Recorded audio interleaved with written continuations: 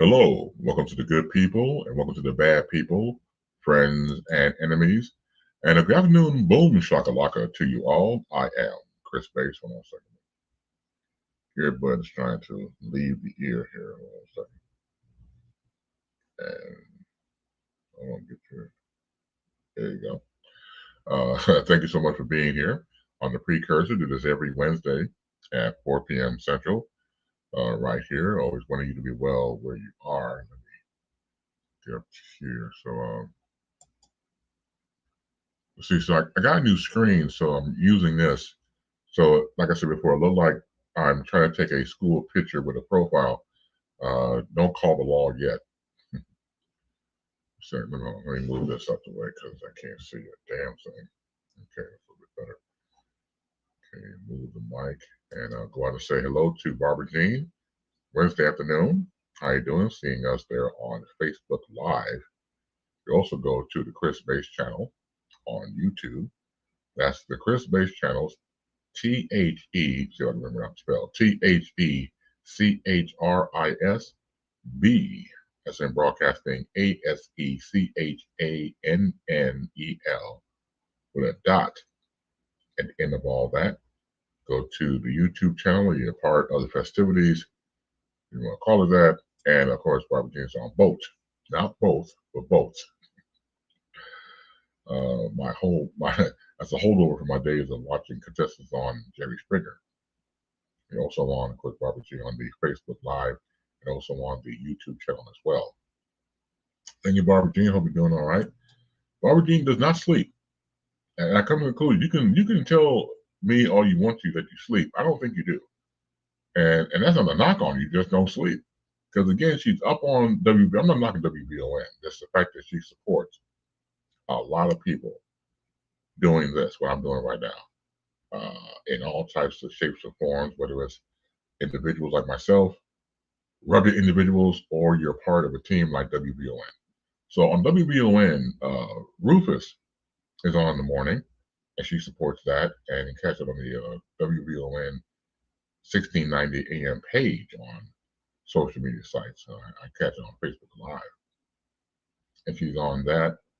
And then I think simultaneously, she's also supporting, of course, Jesse Jackson Jr.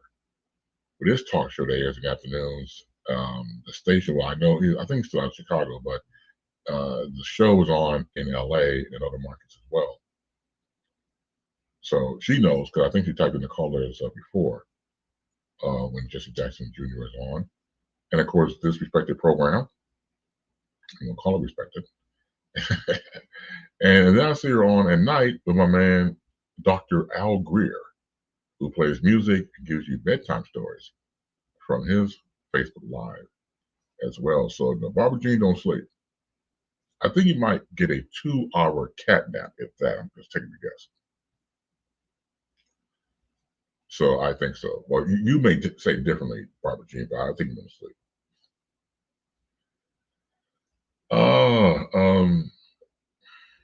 Let me just catch my breath because I'm not like I'm not doing that. Just sitting back for a little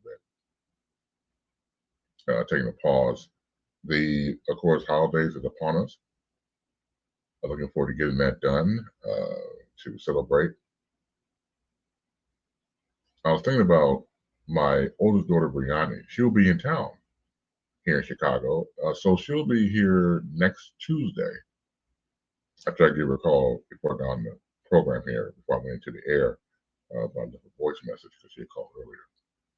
So my oldest daughter will be back here in town in Chicago because she lives in Arizona, with also my youngest daughter, Mattia, and her family. So I'll live in Arizona. And so I know that she, meaning my oldest daughter, will be back here to celebrate the holidays and to visit. And again, her birthday is on Christmas Eve. So I gotta get a birthday cake. I gotta remind myself. So, like I said before, when Brianna was born, Vicky and me, my wife, was said, look, we're not gonna do like other parents, say you give one gift or a couple of gifts and that's it, and combine it. No, you were born on a separate day. You were born on the day you were born. Yeah, birthday cake, Christmas, birthday cake, Christmas, a birthday cake. Then of course the birthday gifts, and then Christmas. Sometimes we combine the two, but you know what I'm saying. Birthday cake in particular, because like I said before, I thought this all was unfair.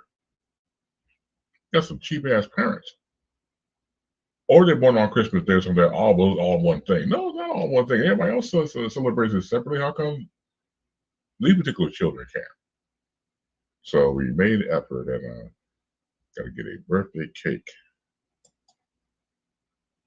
Got the laughing emojis out for Barbara Jean with the no sleep. Yeah, Barbara Jean, no sleep. You getting your holiday list of gifts together?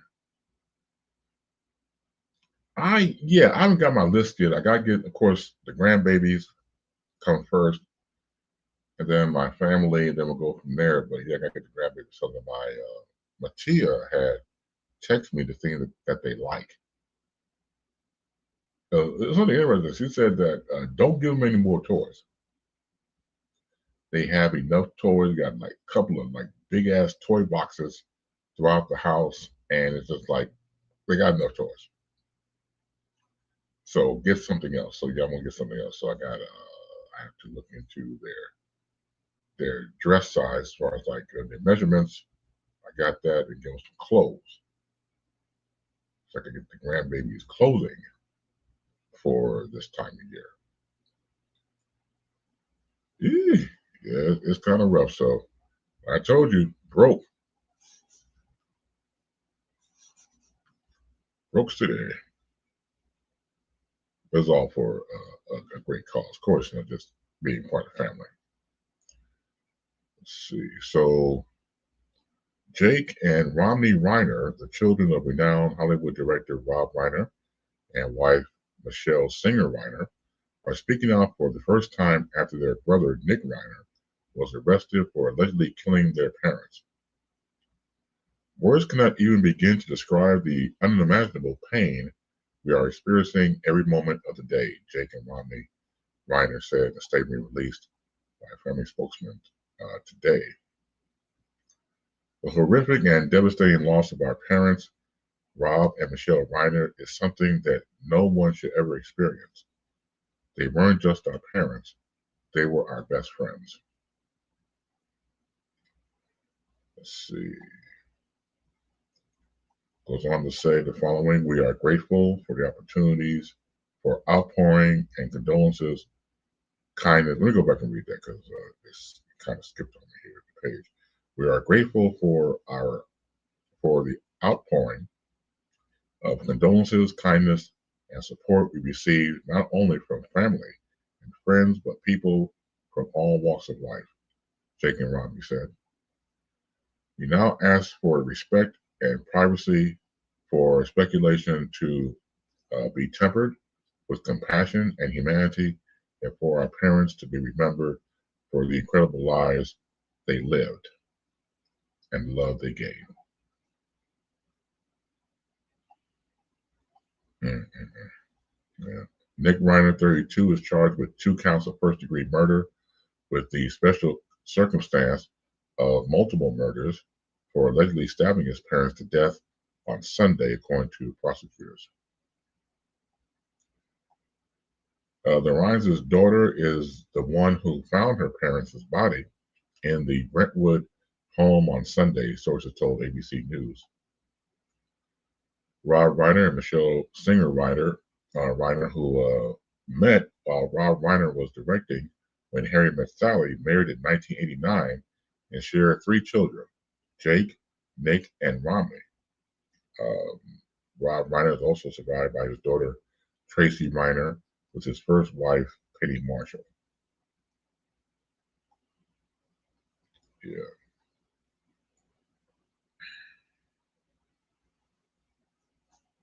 it's kind of rough.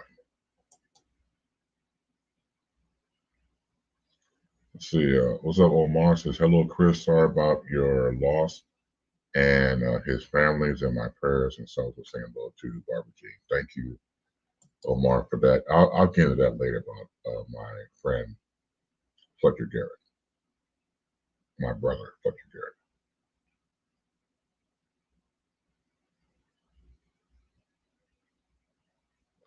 Seems like death has been very busy lately, extremely busy. Death does not take a holiday. I told you my dad was the manager for our League Funeral Home for years. And he always told us this is the time of year people die the most, always around the holidays. That's where people go the most. They pass away. That's shocking and devastating to know that you're in the mortuary business and you know, like clockwork, that when the holidays come, a lot of people die. Back up to the peanut gallery. How you doing, Jed? Thoughts to both surviving children. I'm sorry to hear about your loss as well this season. Thank you, Jed. Yeah, I'll get into that in a few minutes. It's just still hard to process for me, and it's difficult to say the very least when you've known somebody since grade school. And I want to say Fletcher and I met, I want to say mid 70s or between 75 and 78. I want to say in that timeline. He was a year older than me. And so just saying that it's just hard to process still that someone you know is gone.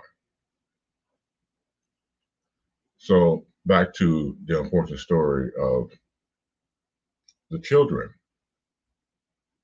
Jake and Rami, or Roman, I don't know if I pronounced his name, forgive me, Reiner, who are coming out about the statement. And you can't put the genie back in the bottle. It's just horrific that your brother killed your parents, allegedly, but it looks as though he committed the crime, obviously, and it's devastating because the family you always known of is now shattered to pieces. Your brother Nick killed, it's like if you're talking in their person, you killed our parents.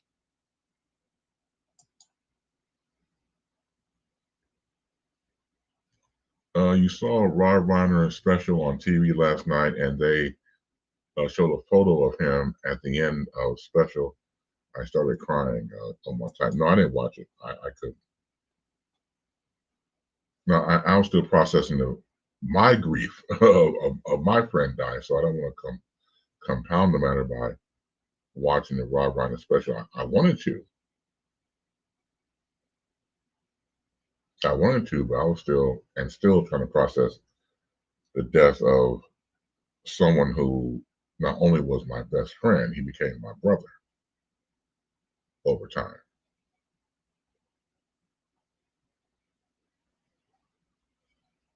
So it continues on with the Rob Reiner, Michelle Reiner murders.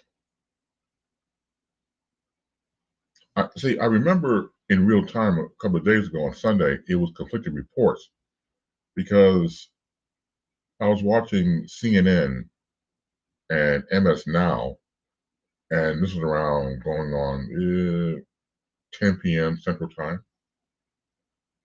And so they were reporting about two bodies being found in the house, 78 and 68, but did not report any names attached to it.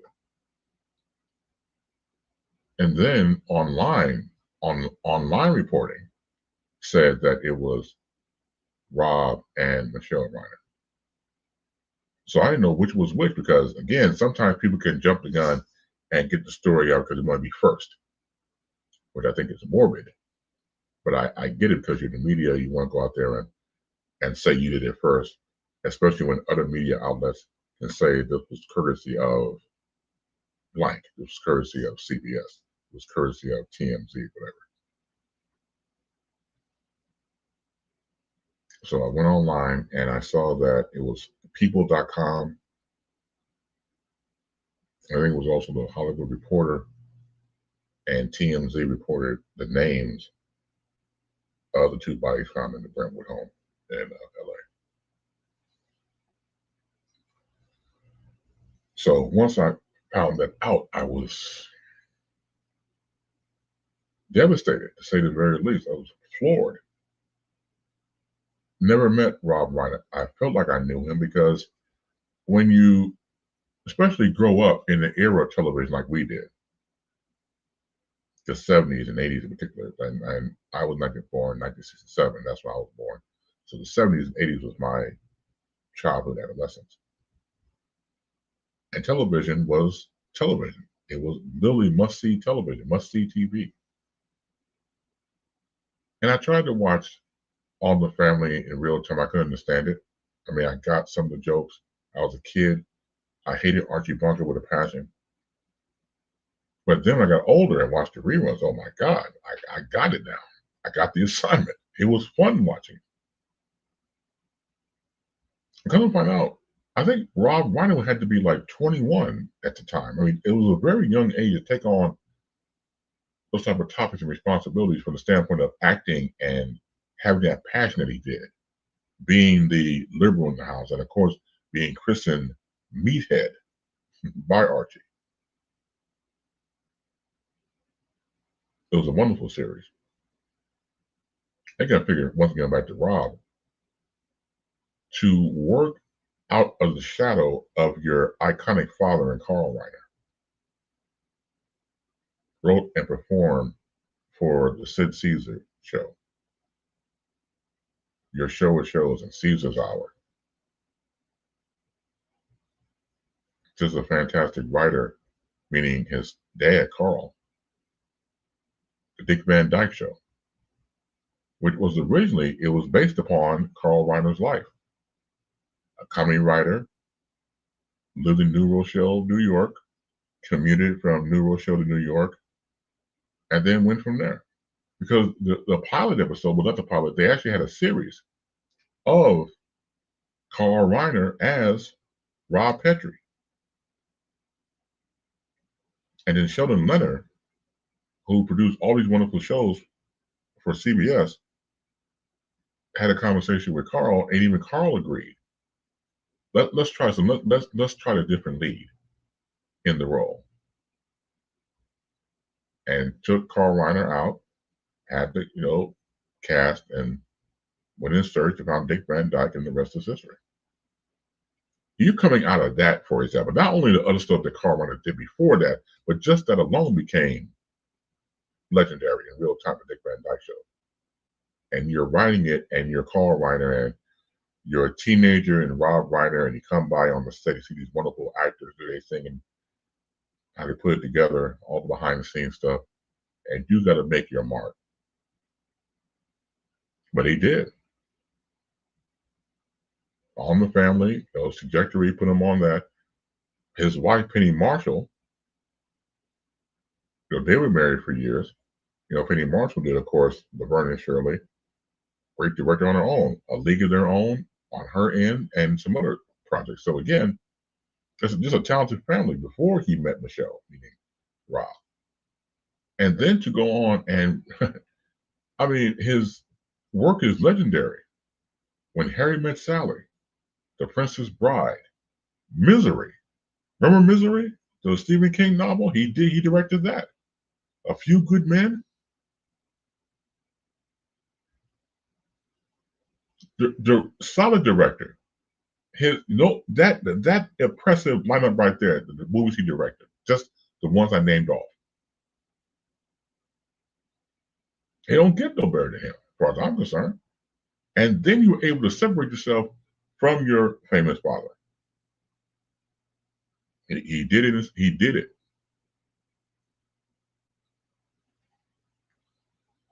Let's see here. See, I was hoping it wasn't MAGA.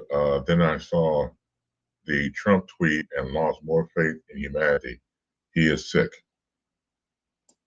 Yes, Jed, he is. He's not human. He himself is suffering from Trump derangement syndrome. Not anybody else. Him. Not Rob Reiner. No. He himself, Donald Trump. Completely out of pocket. But what do you expect? There's nothing new here to see. That's who the man is. He's vile and disgusting and evil personified. That's who he is.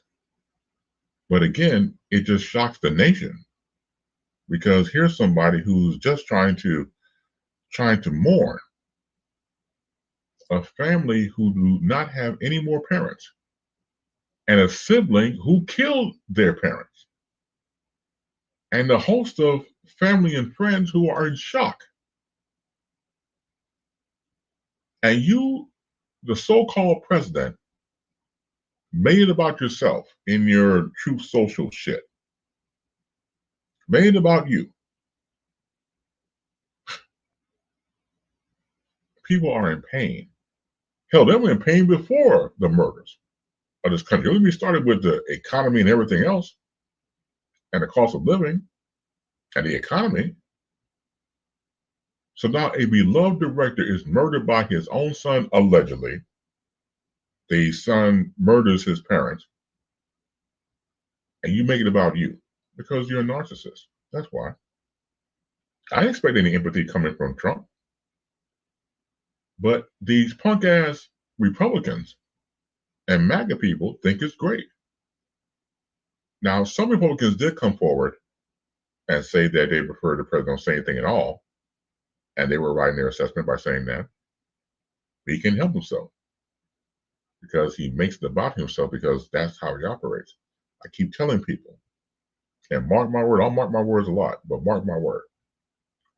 The way to destroy Trump is to take away the cameras and the microphones. That's how you destroy Trump. I don't know when it's going to happen. So his ego cannot get out to the masses. If you take that away from Trump, that's it. He would destroy himself. Because that's what he lives for. He lives to go to the media and say these things so people can talk about him in real time the next day after that. And that's why the news cycle is so goddamn full of him. Like I said before, I covered presidents over the years. A lot of presidents. Not like this every fuck ass 15 minutes. It's something that he's done. Breaking news. And ain't no goddamn breaking news. It's bullshit.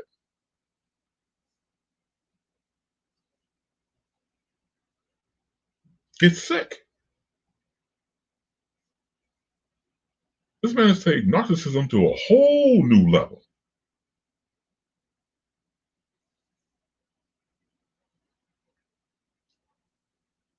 Back to the peanut gallery. He was 28 years old when All in the Family got started. He was the same age as my aunt.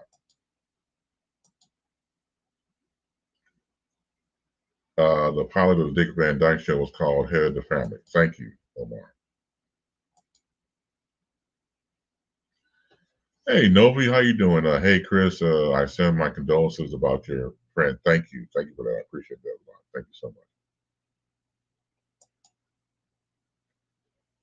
That man is the most unpresidential man ever made. Thank you, Novi. Novi is one of my former students at Columbia College, Chicago. Good to see you. See, that's why I started to feel old, but it's a good feeling when I see my former students online. And once again, thank you, Novi, for the thoughts and condolences. It does mean a lot. So my former students come through like this, or just in general, when I see them doing their thing, and a lot of them went on and got married, got children. Of course, they're working. Thank God they're working. Relationships. I'm very proud of all. I'm very proud of all of them. I am proud. I feel like a proud uncle, like a proud Uncle Base. So I love you more and continue to do great things and just keep being you. That's what it's all about. Good morning, good afternoon, good evening, and good night to one. Sick day, how you doing? Sick, thank you for being here.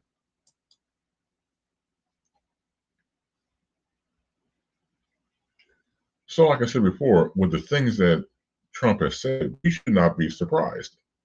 We shouldn't. We've heard all the bad things before, and again, people around him, the yes people, and the people outside that who also are yes people who justify his behavior pattern to the point where I think in certain circles it's cool to be heartless. It's cool to not think about somebody and not have empathy. People see what they see and they imitate what they imitate.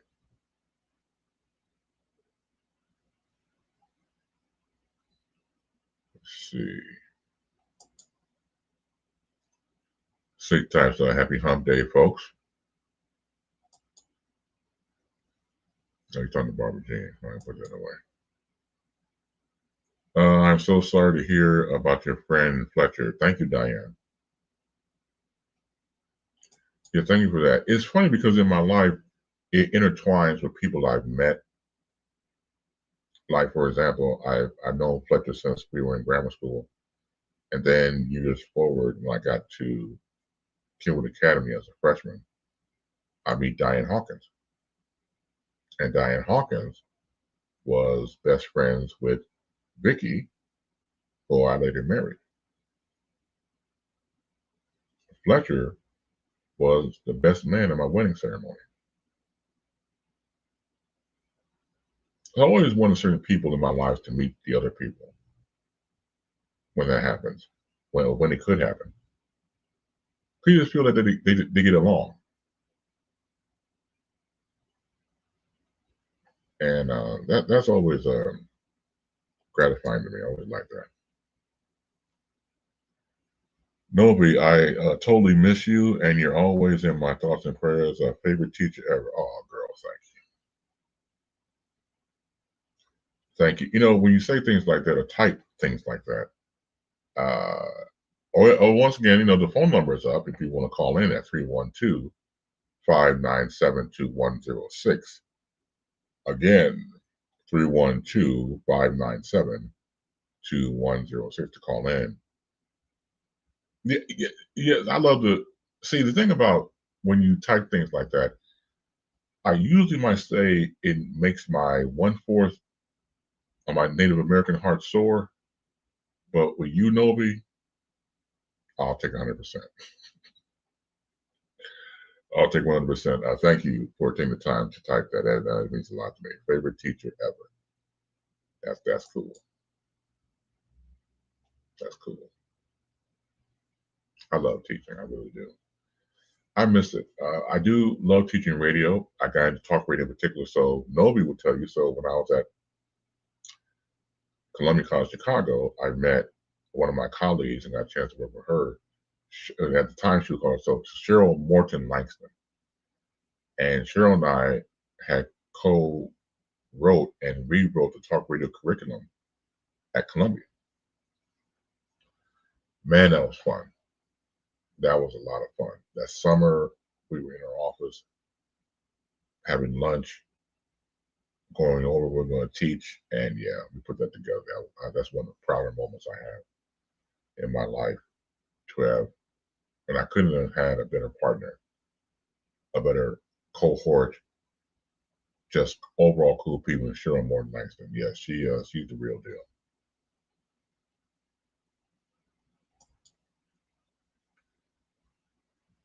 Okay, I'm gonna keep see these sidebar conversations in the chat there. It throws me off, and I throw them up on screen because I'm trying to see. I think I'm like the black Mr. Magoo, except I don't drive. Roadhog! I mean, oh my God. I keep telling you, I'm blind. So at least with this new screen, if I pop it up on the screen, I can see because it's bolder letters. But yeah, after the first year, I got to get my gas to the optometrist, man. This ain't no joke. Get a new prescription. Let's see, I have to send you the pictures from our class. Oh, for real? For real? Oh, man. Man, am I in the pictures? Do I have hair? Yeah, I had hair back then. Yeah, I mean, there's pictures of me in the classroom too. So yeah, I had hair. I keep telling people, nobody believes me. But I remember Novi, and you know the thing about it, when you're an instructor and you are getting to know your class, it's a blessing. It really, but it's sometimes can be a blessing in disguise. It's a blessing in disguise and a blessing and curse. It can happen. Let's see. Uh, you look the same. I do look the same. Novi still look the same. Okay. Oh hell, fantastic as always. Well, Novi, game recognizes game, and you're fantastic too. Thank you. But teaching was a blessing and curse because there was one semester, I never forget, it was a spring semester, and everybody was stupid.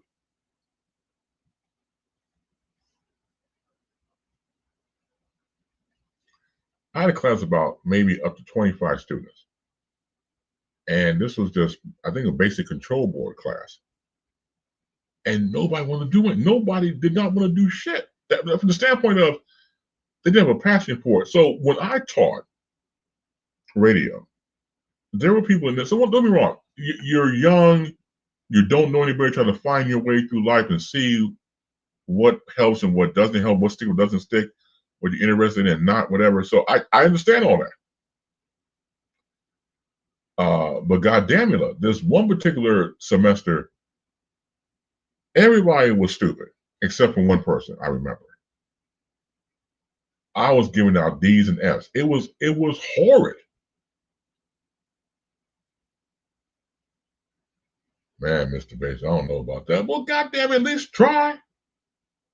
Do the shit. See, you might surprise yourself. I don't want to get on the mic. Then why in the entire fuck are you here?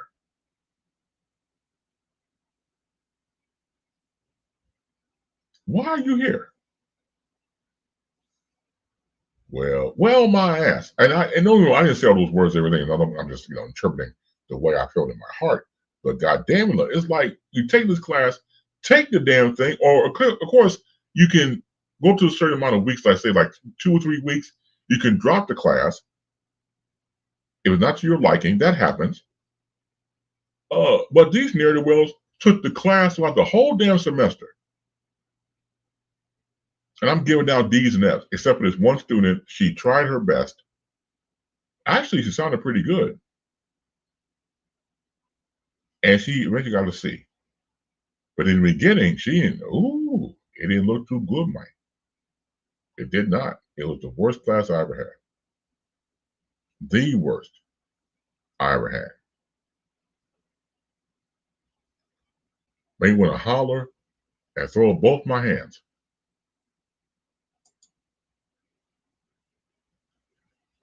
Be glad they weren't on Chat GPT or any AI at the time. Look, I don't want to think about that, Doctor.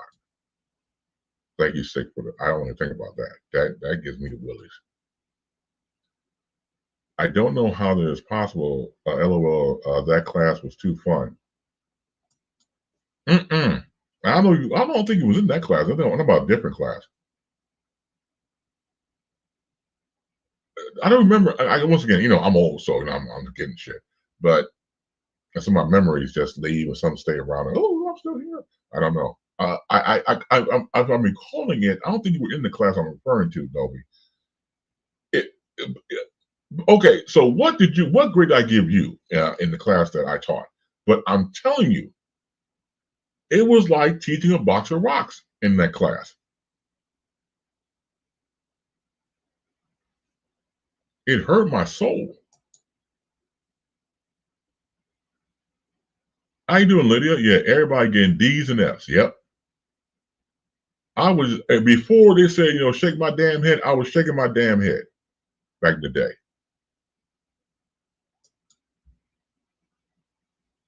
Of course you got an A, Novi. Of course you did. Of course. One of my top students, of course you did. See, you got the assignment, you knew what was going on. Yeah, not our class. We stayed longer because we went over. LOL. That's true. Yeah, we will always just go over. That's right. You have a better memory than me because you're younger. I don't know my own name until 12 noon Central Time. Like this song by Jeffrey Osborne, who's singing with the LTD. Hold it on. It's very hard to do when love's gone. And that's no lie. No, I can't sing. I know that. Just giving you the song. I know Barbara Jean's ears are bleeding as we speak. Yeah, hold it on. It's one of those songs that I kind of make fun of. I mean, kind of make fun of. It's like, man, I got to use the bathroom real bad. Hold on. It's very hard to do when pistol's gone. And that's no lie. Yeah, that type of thing. I know you got to pee. Well, I do. I do. I know, yeah. I mean, yeah. Well, yeah, it's true. Like I tell people all the time, it ain't you. If you a punk motherfucker, don't get old. Don't get old. Just stop it. Just whatever you are in life, stop. Put your hand up and stop. Put your church finger up and stop. I don't want to get old and stop because you have to be tough. You gotta be a tough cookie because it ain't no joke.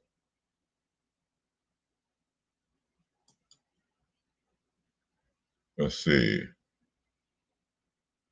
What is it here? Sick Diggy, Alexa play uh The Mind I Lost by Chris Bass in the bass head. Oh, there you go. See now your stuff coming out. Sick Diggy, that's right. Mm-hmm. Was a good mind. And I lost it. Sorry, I lost it. What's my name? I lost it. I forgot my name. Sorry, I lost it. Dun, dun, dun, dun, dun. Oh, I lost it. Can't find my pants. Sorry, I lost it. Oh, I lost it. Where are my drawers?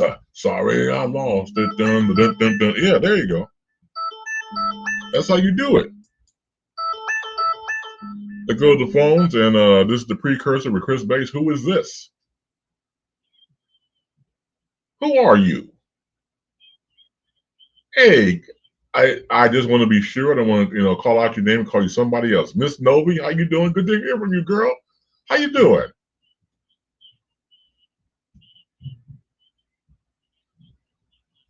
Oh, okay. Where do you reside at?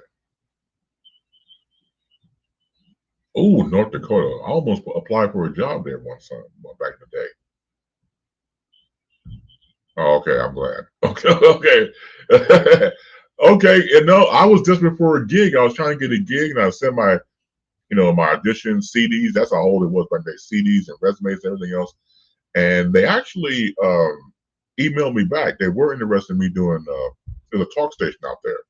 I was trying to get on at one point. So North Dakota. So now, how long you been living in North Dakota? Oh, okay. How do you like it or don't like it, or is it both? Mm-hmm.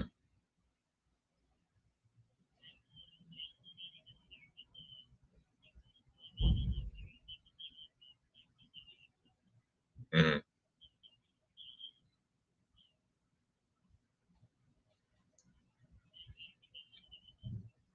Oh, see, I can't do that. That's rough.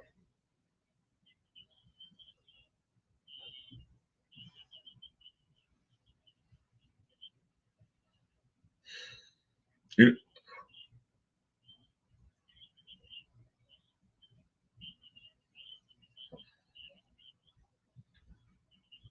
well, you don't mind me asking, what was your reason for moving?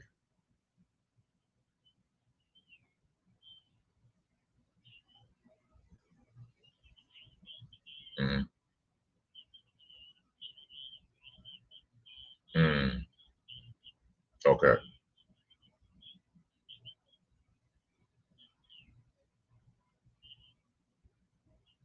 Okay. Okay. There you go. Nothing wrong with that.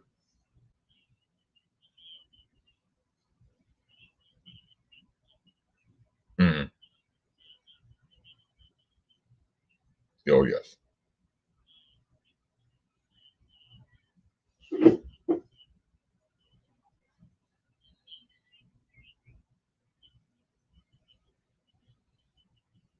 Good. Good. Good.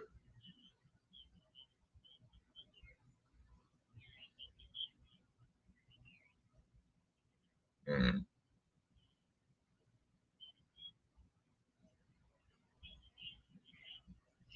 Well, yeah. Yeah. It's not like a culture shock. How old is your daughter? And what's her name? Trinity. Oh, that's beautiful. That's that. See, that's when I get old. But it's a good old, because now of course you're doing your own thing obviously, and you got a life and with a child and having a family. It's wonderful. Now once again, help me out with this. So, what class did you take of mine, and what was your? I know you got an A because you're great anyway. But what class was it? Got it. Okay.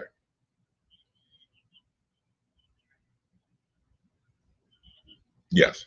Talk radio. That's right. Hmm. Um, you did.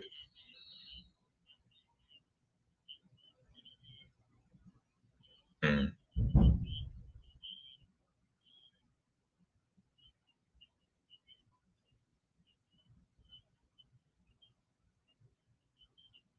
Hmm.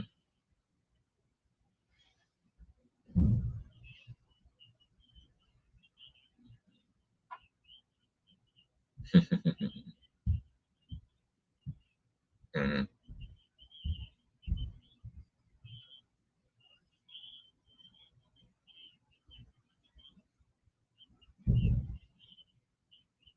Hmm.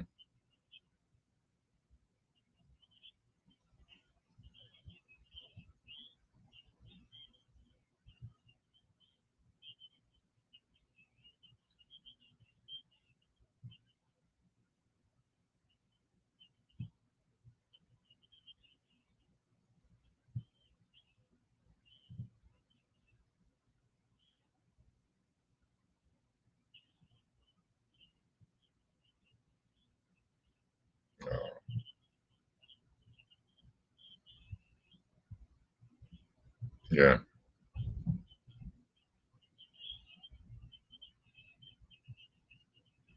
No, you're right. No, that's exactly true. I've learned that a long time ago, and well, thank you for the kind words about that because, like anything else, you have to have a passion for what you do. And when I was working with Cheryl, and we were doing it together, and whether I was solo or working with Cheryl as my partner in the talk radio class, it's the love. It's the love of the game. It's the love of radio, spoken word, and what it means. And so when you have that passion, it's unlimited. All you want to do is share with others. So I was only there for 4 years, from 2000 to 2000, like 4, 5, and it was a short time, but I have fond memories because it was my alma mater. So I went back to teach after I left Columbia, and it was just the time of my life. I'm sad that it ended the way it did, but I love each and every one of you because each and every one of you were doing something that was passionate, that you felt strongly about.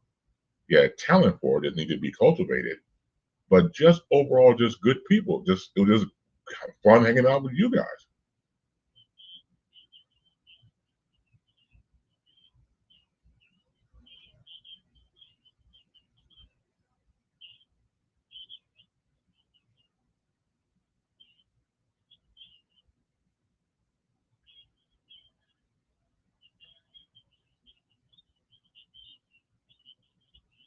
Correct. Mm,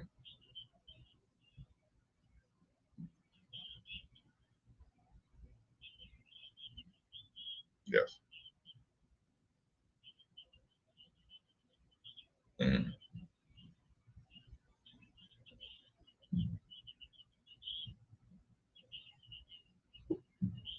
correct.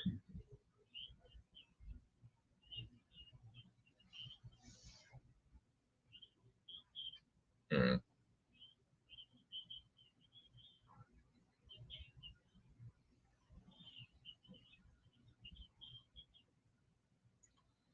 Look, I'll share something with you. I'm sorry. I'll continue. I'm sorry. I didn't mean to go ahead.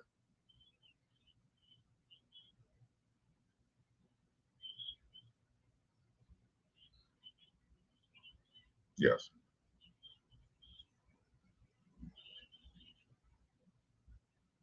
Who's Cheryl Langston? Okay, go ahead.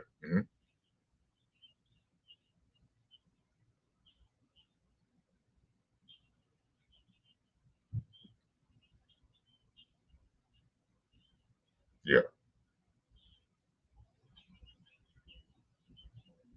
hmm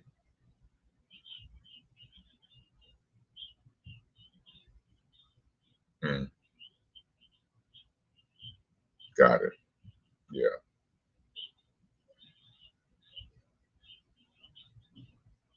Ooh, wee. Okay.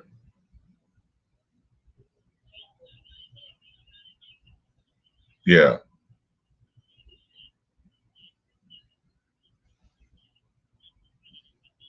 mm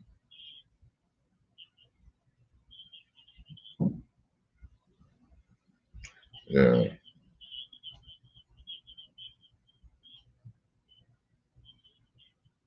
Yeah. I can see the strictness because knowing Cheryl over the years, she worked at some major radio stations and here in Chicago and also in Pittsburgh. So she had the resume.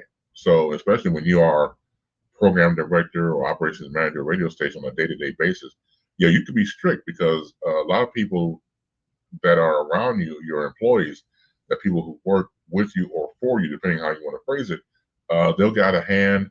They want to test the waters and disobey things to do. So I think to some degree you have to be kind of strict depending on your circumstances. So I kind of see that where she's coming from. But that's the cool thing about. Oh no no no no no no no no no no hell no. Yeah yeah.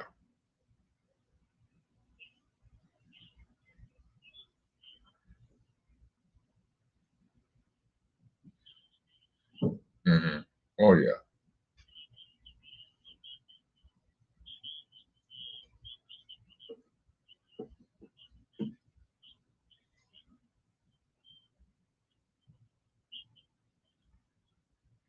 Man cow. Yeah, he was a stern wannabe. Yeah, my good friend Ken Smith, who played Al Roker Jr. on Man Cow. Yeah, he's another good friend of mine. He's one of my best friends. Met him in high school. Uh, we both went to Columbia together, and so yeah, he can tell me all those stories about Man Cow. That dude was a nutcase. So he was also the executive producer of the show, my friend Ken. So yeah, it is the people who are in radio or any type of profession, they make it nutty and they make it strange because they're nutty and strange. And they just put their DNA into it. So I'll give you an example. Well, I'll let you on something. So when I started to teach, for example, control board, they gave me the book that you guys had to get for control board, for example, and I read it. I read what I could and got me a headache because, like you, I ain't a tech person. I'm not. I know what I know. So my thing was okay. Let's for the first 2 or 3 weeks, let's do the book so that way I can say I did the book. Then the rest I'll do on my own. The rest I'll just improvise, and I have my own way of doing the particular class. Okay, that's good. I probably threw the book away at that point. By the time you came along, yeah, no book. Okay, yeah,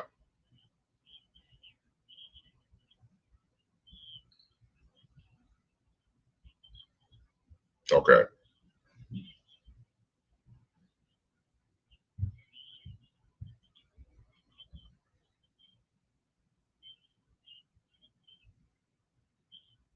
hmm yeah, correct, right.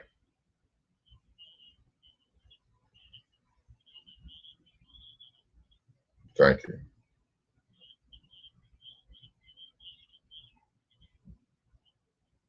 Oh, thank you, Dobie.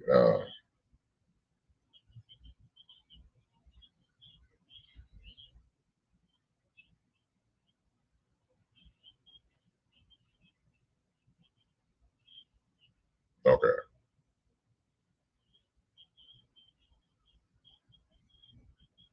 Mm.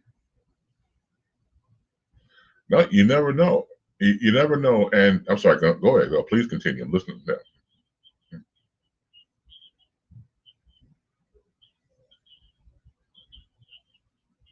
Yeah. Oh, no, no, no, no. I understand. Yes. Hmm.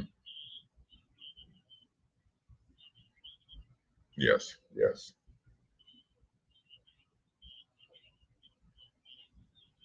Hmm. Good.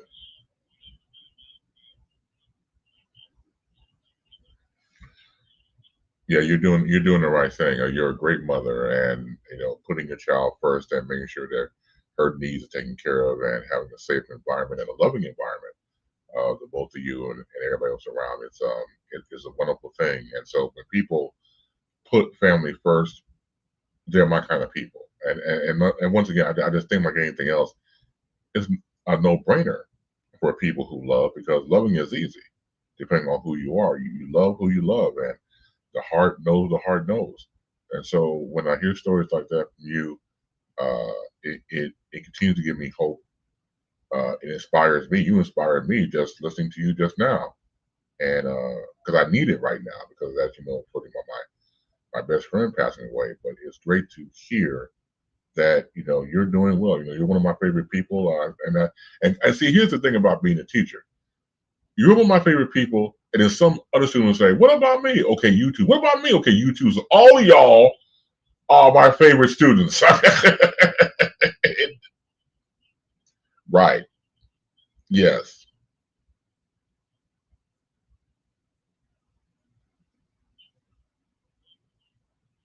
Mhm. Thank you. Yeah.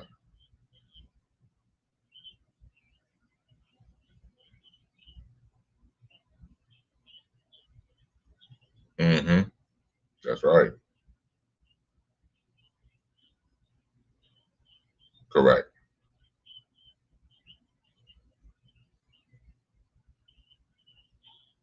Hmm.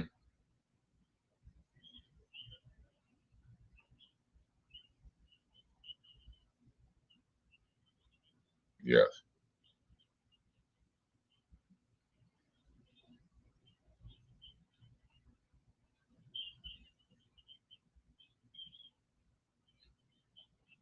That's right. I remember that. Yes.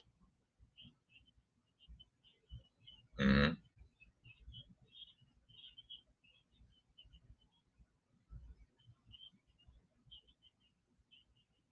That's right.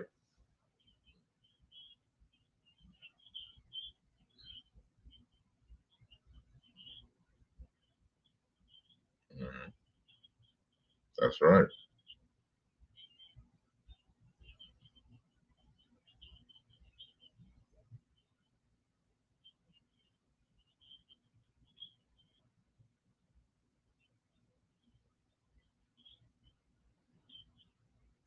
What was funny was when they got to Power 92. Power 92 was created. The best thing they ever did for me, as far as me being a fan, was when they had Doug Banks as the morning guy. The syndicated morning show was Doug Banks' morning show. And I got a chance to meet Doug, and Doug became a great friend of mine. I love Doug. He was one of my super heroes, listening to him when I was younger. And let's see, so Doug is 10 years older than me. So I got a chance to meet him and become friends with him. We talked about the days of him doing the syndicated show in the morning at Power 92. He said that, so remember the billboards of him with the skyline and Power 92? He paid for those. And he was like, he had to come out of pocket because Power 92 was so cheap, they didn't want to put any promotion behind it. It was very little promotion. The promotion you saw, the push wise, came out of Doug's pocket by himself. Yes, yes, yeah, yeah. Hmm. That's right. Mm-hmm. They did. Yeah.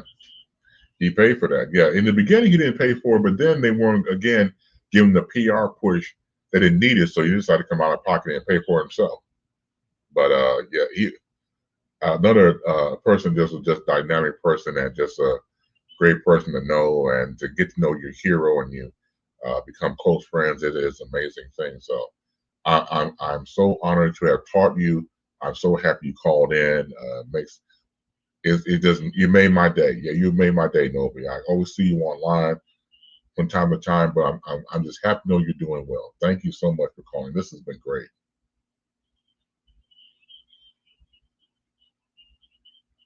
I know, right? Because your hands cramp up and stuff like that, so you might go on and call in. So yeah, you're doing the right thing. Absolutely. Thank you. I love you more. Happy holidays to you and your family. All right, take care. Bye bye.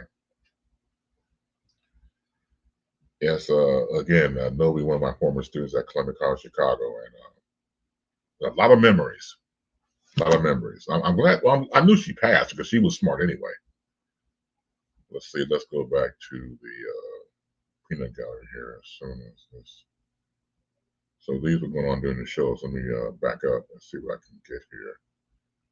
Okay, that was that. You were very close to actually trying to sing. I was not trying to sing. Got sick there. Okay, so not trying to sing. Let's see. Ha ha ha. Saved by the Bell. Put Miss Novi on the air. Okay, all right. Thank you, Diane. Yeah, Saved by the Bell is right. Let's see. Thank you, Diane, for that. I can't hear her. Okay, well, she was on, so I hope everybody heard her. Can't hear Miss Novi. That's odd because okay, I don't know what was going on. Okay, I'm doing Al Greer, Dr. Al Greer. Let's see.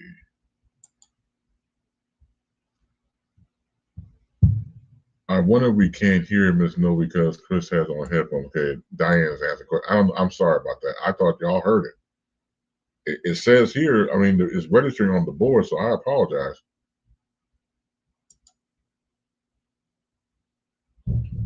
Condolences on your friend's passing. Sick types. Well, thank you. Yeah, now I feel stupid because you guys didn't hear the phone call. No, Diane, not because I have headphones on. I don't know. It would be me that I have a great phone call that people I thought were listening and not, and I'm looking at the board right now and it seems like I don't know what else can go wrong. That's jeez. I apologize.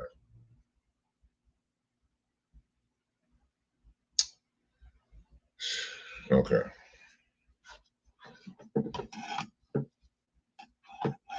I'm just sitting there yapping and y'all can't hear it. I'm not blaming y'all. I'm blaming myself.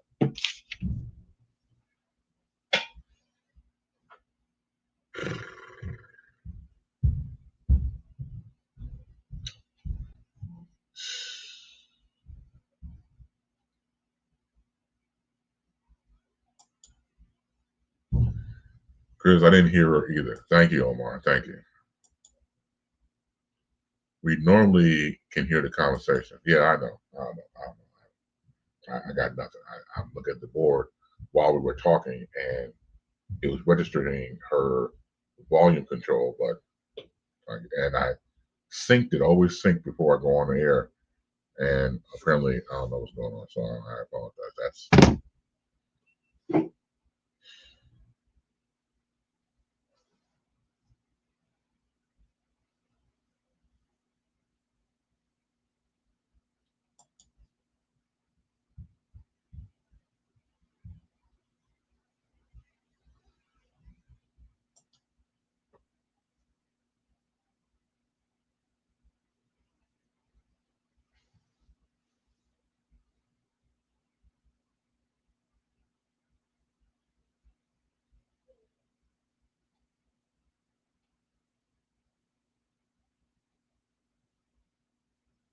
okay. I'm getting ready to go. Okay.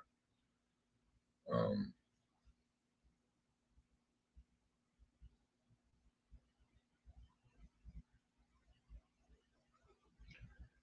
Thank you for taking time to be a part of the program.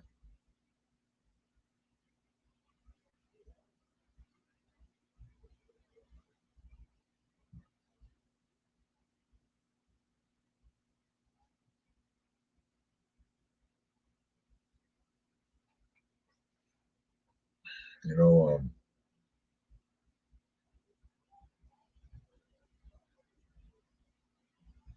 I don't ask for much in my life. I don't. I don't.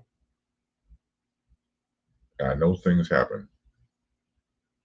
I know it's just life. But for me, in my own little universe, some things just don't need to be because of timing.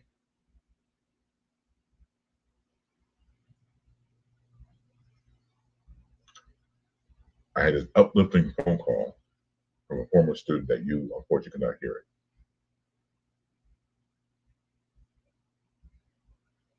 And it was nice and it was fun. I wanted to share it with. I thought I was sharing it with you, and apparently did not happen.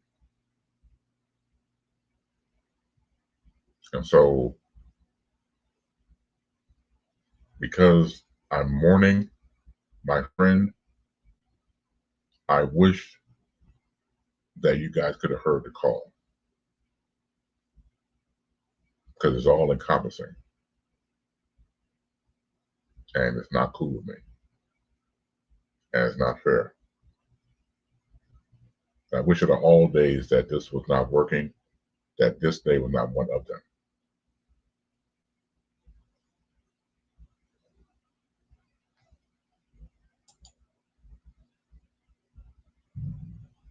I understand how disheartening it can be, but things happen. Well, sick, I'll be completely transparent with you. It didn't have to happen today.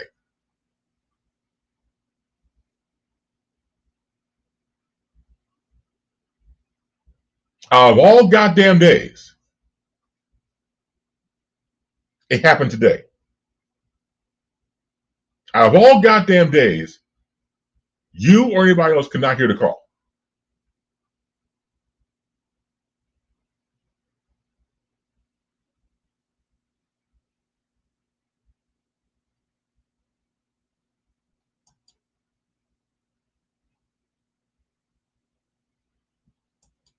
Anyway, hold on. What did you type?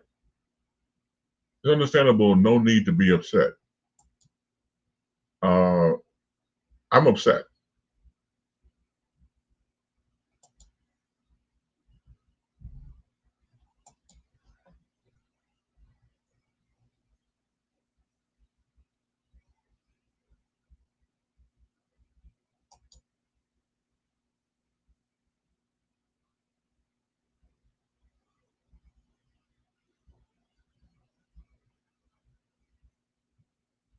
Diane types is fine. We could figure out what you're saying. I agree with sick digging.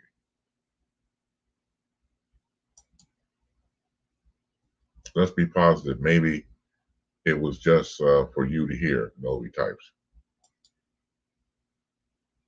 Perhaps we can hear the call on the replay. I don't know.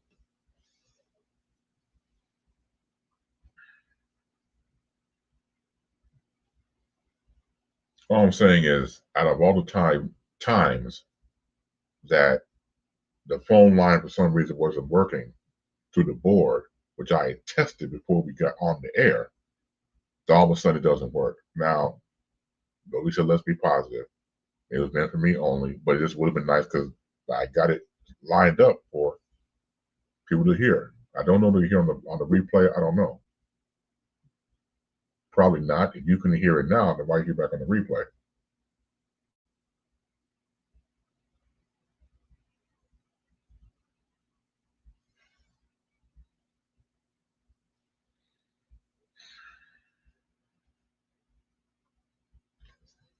I met Fletcher when we were in grammar school,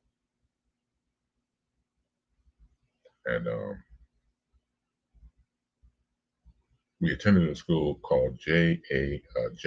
Neal Elementary School here in Chicago. So the art teacher for the school was named Mr. Baker. And Mr. Baker picked one student out of each class per grade to be a part of what he had invented called creative academics. And that was to put all that he thought the most creative out of each class, most creative person, to be a part of this ensemble. And so we will be excused like one day out the week, say on Wednesday, sometime after lunch, and go for an hour and do some creative stuff that Mr. Baker wants us to do. We put on plays, we created telescopes, we drew, we did art, and that was great of him to create because our creativeness was being cultured. It was being put together. It was being utilized. I remember when we were taking school pictures, we took a school picture of us from each class, creative academics. And that's how I met Fletch, because Fletch was a year older than me.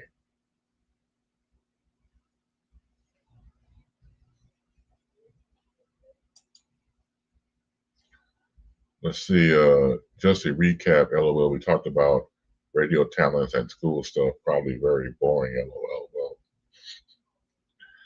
Adobe types. Well, you're probably right to the average here.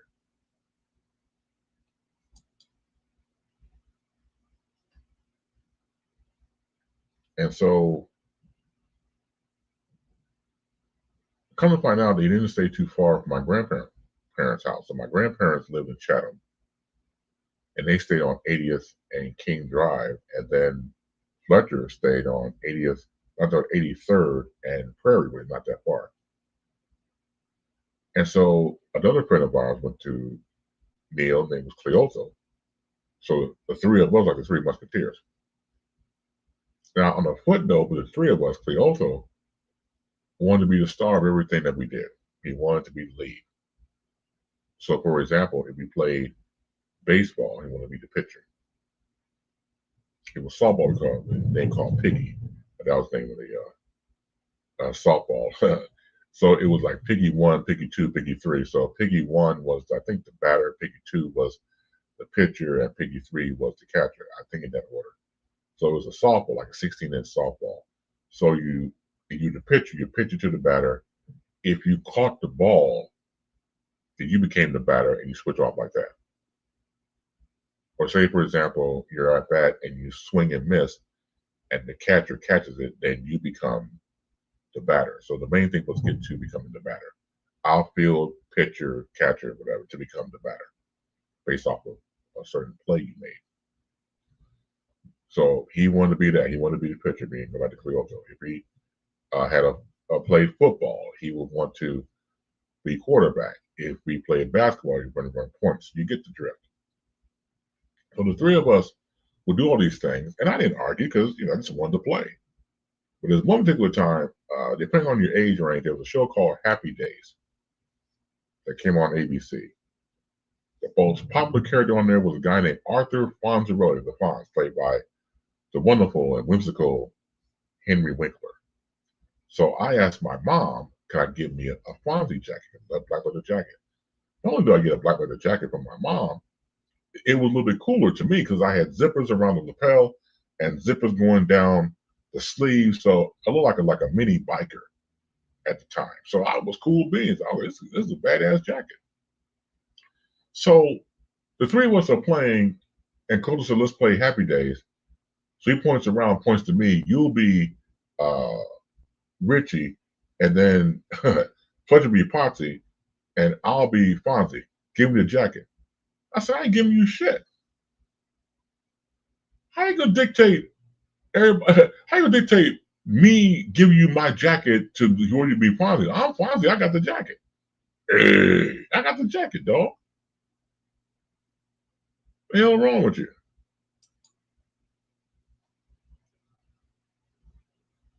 Right. Hey, right. Sick types. Hey, absolutely. Thank you, Nobi. That's bullshit. You gonna sit there and tell us who's gonna be who's gonna be director, best grip. So you want to take my jacket and be Fonzie? Man, fuck you. I was incensed. We didn't get into a fight or fisticuffs, mind you, but just the fact that the overall gall to ask me for my damn good looking jacket, the overall gall in the whole thing. Yeah, motherfucker, man, gotta be ashamed of yourself. So we played, Happy Days, and I was Fonzie. I was good. So after school, I would go walk with them, or I go to my grandparents' house and then ride my bike over to where they lived at. And so we would, once again, play around and stuff like that. And so my mom could pick me up after school because I told you she was a principal. She got off from school, picked me up. Christopher, your jacket. Oh, I'm sorry, because I let Fletcher wear it. And we weren't playing Happy Days. No, we were just out there playing around, throwing the football around or playing frisbee or whatever we were doing. And Fletcher wanted to borrow my jacket. He loved my jacket. I said, hey, man, could we boys say you go and take the jacket? Oh, I'm sorry. Fletcher, my jacket. So Fletcher come over and tear out the jacket. Hi, Mrs. Say hi to mom. And then I get the jacket and put it back on. I always forget because I had, I lent him my jacket. So Fletcher's mom called my mom to ask where he got the jacket from. And then it went on from there. So they got his own jacket in time. But I believe the way I saw, we bonded over a little jacket. Who does this fool think he was? Spike Lee, Sick Types. I don't know. Like I said before, he was kind of smaller than us. I mean, he wasn't that. I mean, we're all children, mind you, so everybody got their height thing going. But he was a little bit smaller, not too much, maybe an inch or two smaller than us. So I think he figured that he had to be, again, in charge or the lead of everything. But he was our guy. But over time, it became Fletcher and me. So it was the three of us and the two of us. And me and Fletcher and I, we just grew into brotherhood. Now I'm a brown skinned fellow, and so Fletcher was light skinned. So I did say I'd give him credit. Light skin ruled the 80s. They did. If you had light skin and good hair versus good and bad hair, going back to like the Spike Lee reference that Sick had for the movie School Days, good and bad hair, whether you're darky or fair. So, I'm a brown skinned fellow, and Fletcher was light skinned. I went to high school, of course, at the time. We both did. But if you was light skinned, you can really pull some people. Now I'm talking about. Let me specifically talk about light skinned brothers. The light skinned brothers. When I went to high school, I went to Kenwood Academy. The light skinned brothers was getting women. You could be ugly, one eye, and a kickstand. If you were light skinned with good hair, yeah, you were pulling. Not to exclude the LGBTQ plus community, but if you wanted to swing that way and you're light skinned with good hair, you can do that too. That's what I would tease them about. I say, yeah, y'all ruled the 80s, man. So y'all did. And then when the brown skin brothers, we came back in the 90s. Go back and check. Go back and check. We came back in the 90s, Doc. But the 80s, light skinned brothers, yeah. If you were light skinned with good hair, all cute and everything else, oh my God. That's what happened. And that's what people, go with the whole skin tone thing.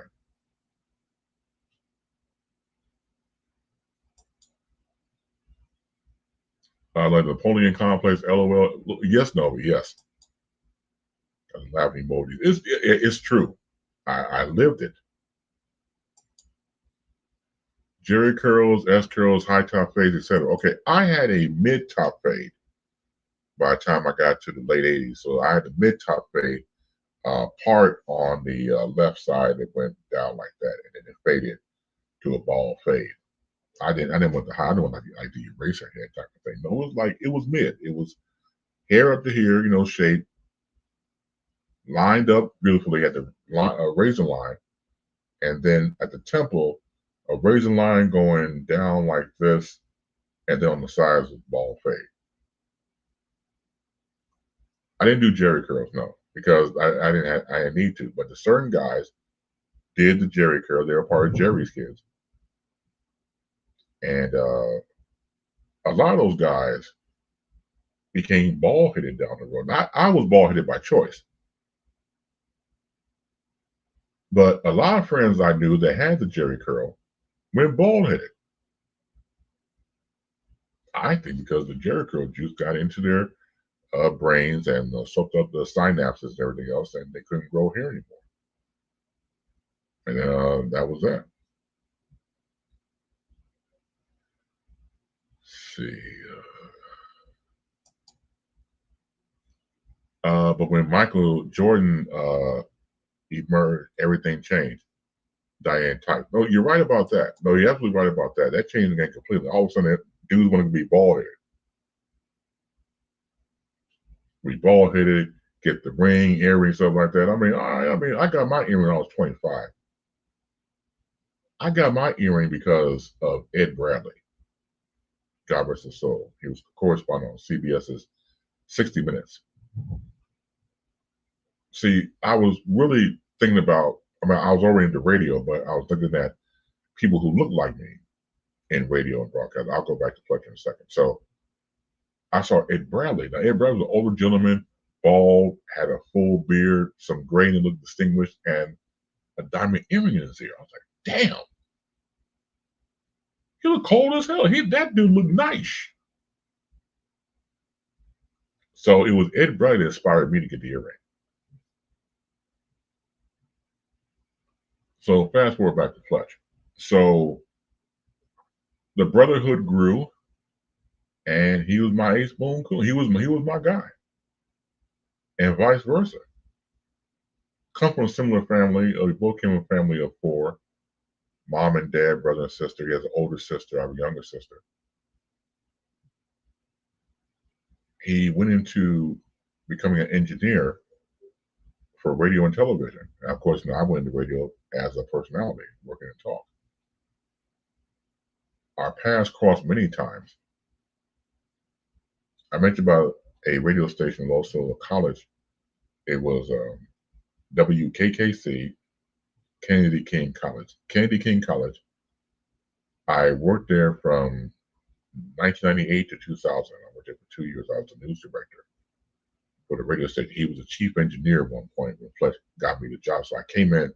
I had to work with Fletch for a little bit, and then was able to become news director for the college radio station, and that was a lot of fun. Is it morning already? Jeez.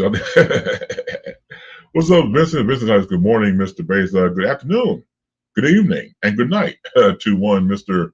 Vincent Martin Carruthers. How you doing, Vincent? Happy holidays to you. Love that picture. He puts it up every year with the Bootsy Collins sunglasses, the Santa hat, and P-Funk sign.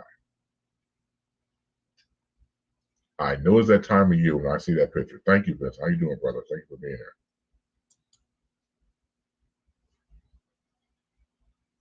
So having Fletcher in my life was a no-brainer.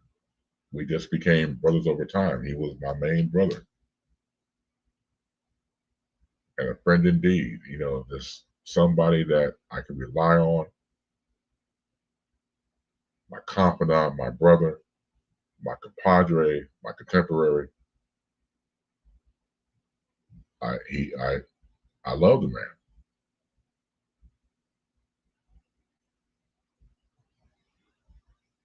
I talked to him. Last time we spoke was about, was it going on 3 weeks ago?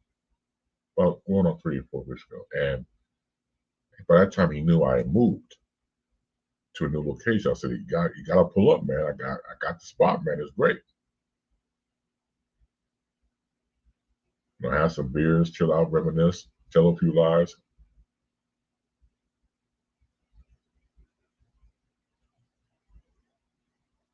just going back and forth talking.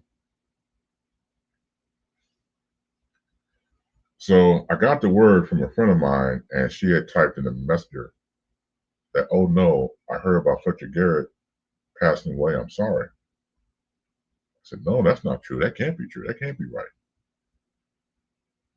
So my friend Ko, Cool Out, I told you before, I used to work with him on Cool Out Radio on WVON back in the day. He was also close to Fletcher, so he had this great tribute to Fletcher about him passing. And I couldn't believe it. I still can't believe it. It hasn't really hit me yet. I mean, it hit me, but I'm sure by the time I go to the services, which when I get it, I'll put it up, that it will hit me there when I get there.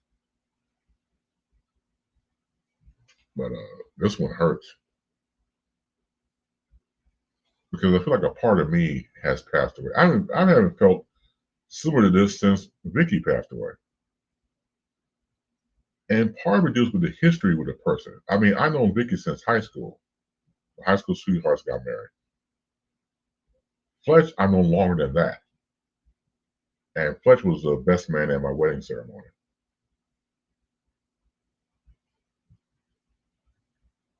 Not only do you mourn, but it's the fact that you have history with that person.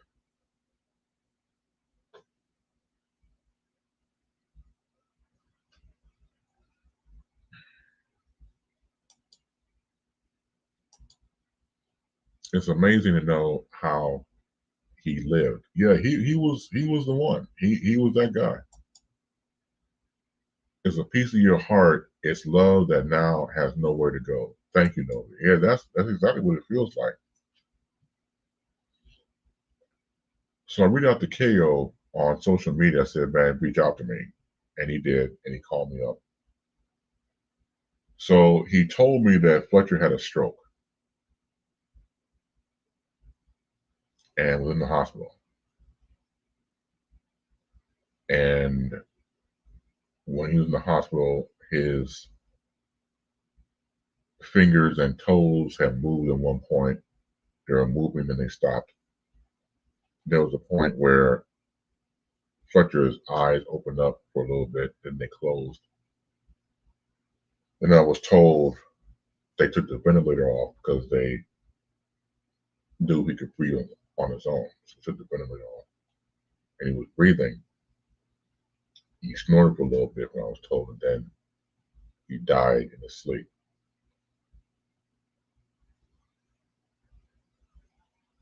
Just celebrated a birthday this past June. Now he's gone.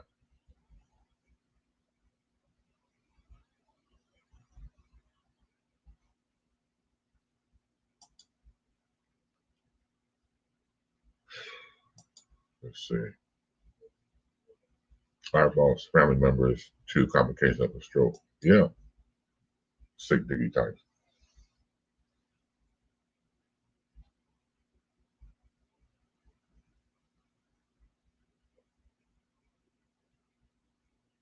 Got the news yesterday.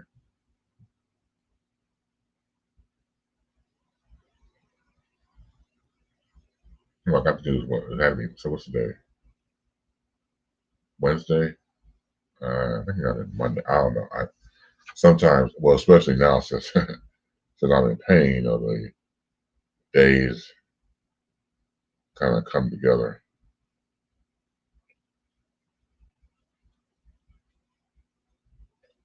Let's see here. Oh, and to all of you out there on social media who's been very kind in your words and thoughts and prayers when I told the story about Fletcher, that is very beautiful of you. You're very beautiful people.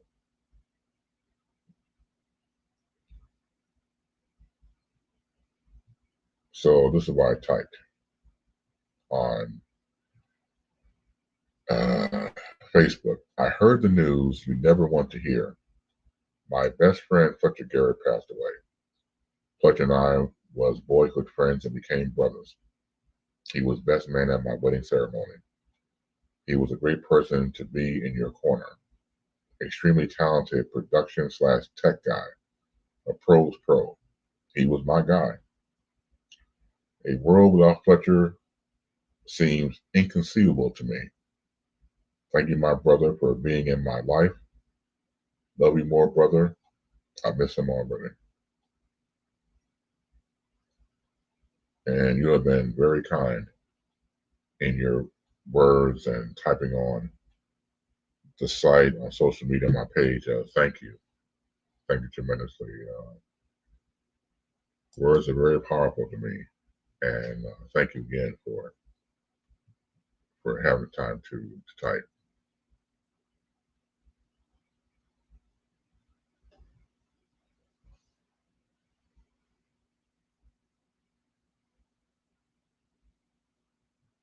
I was saying I got to go out and give me a suit because I want to represent. I was talking to my mom about this morning, and I said I got to go out and get me a suit this weekend. Whenever I get the details for the arrangement of the funerals, or the funeral, I should say, I want to be ready. So mom was like, "Why just just go kind of casual?" I don't want to go casual. This is my man. I want to send him off right. I want to look right. I mean, this is the last hurrah. I want to be presentable. I want to be right.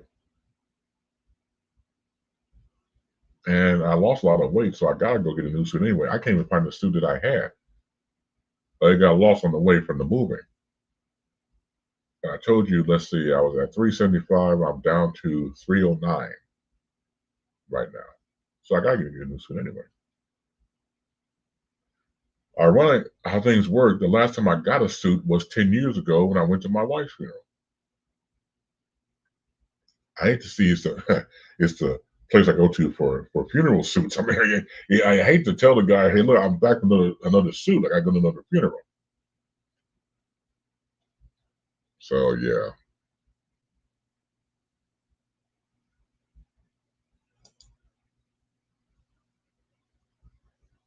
How's your hand?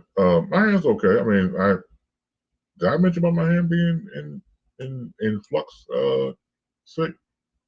I'm doing pretty good with the hand. Vincent says, "I'm so sorry to hear that news." Yeah, you would have liked him. He was a good dude, good sense of humor. Once again, worked in radio, engineer,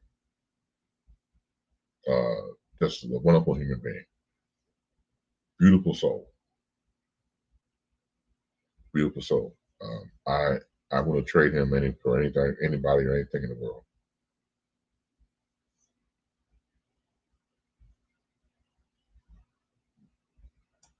When you say no, I mean when you bang the hand on the table, frustrated. Oh no, look, man. I'm goddamn meat of steel. I didn't feel anything. I didn't feel nothing. No, my hand is great. Let's see. One thing I learned about death, we have all this love that we need to learn to redirect. That work is so difficult because you miss your people so much. It's lifetime work. Yes, it is, Novi. It is. Yes, it is.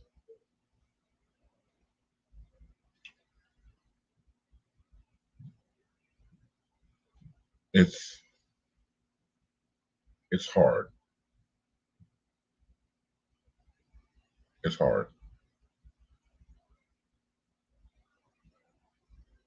It's draining. It's frustrating. It's happy. It's sad. Confusing. Enlightening. Difficult. Get easy. All of it. All of it is what you go through in grieving and much more.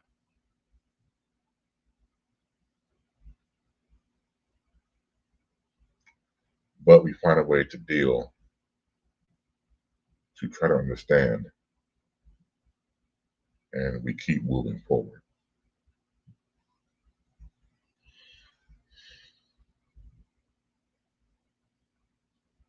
That's what we must do to do that, to keep moving forward.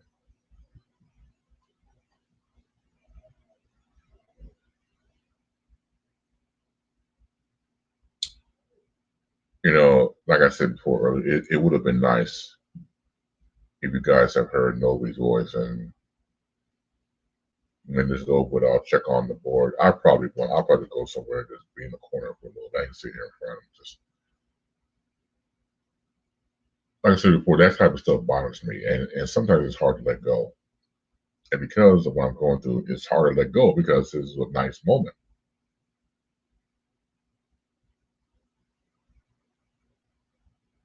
And maybe it wouldn't bother you, but it bothers the fuck out of me. And so, out of all times, for it to act up, it would have been nice if it did not. People are built differently. See, again, when I worked in terrestrial radio, for example, to cut the mic on and off is cool by me. That was my job to talk. Yeah, talk radio, you talk as I checked. And somebody else did all the work. Or definitely more qualified than me from a tech perspective. Even when I was a tech producer running the board sometimes and a content producer as well, that was kind of heavy for me at times. A lot of heavy lifting because in my mind, I was so quick to get on this microphone, I sometimes got in my own way.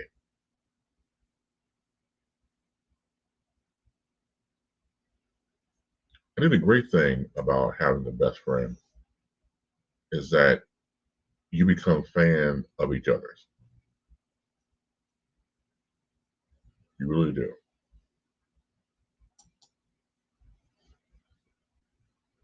As a fellow Virgo, I can relate. We all want things to work out perfectly. Yeah, I agree with that. But I also believe in it being consistent. I don't mind the fuck ups. I mean, that's happened. That's life. Life is going to give you that. It's the timing of the fuck ups, Alan. Like this one today. It would have been nice not to have that today. Maybe the next day they're gonna do a show or something like that, but not today because of all days.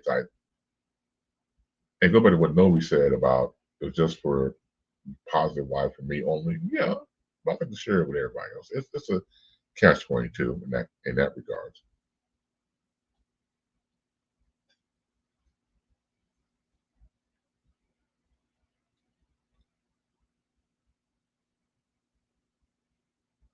With the holidays being what it is, I mean, I my heart goes out to Fletcher's family, his mom, his sister. I believe he has nephews. Again, a host of cousins and families and friends. It's funny how life is because when I mentioned about what I typed on Facebook about Fletcher, the tribute I have for him, another person I know, her name goes by K. Renee Mason. I met her through a friend of mine named Art Sims. K. Renee graduated high school with Fletcher. Whitney Young Magnet High School, Whitney Young High School.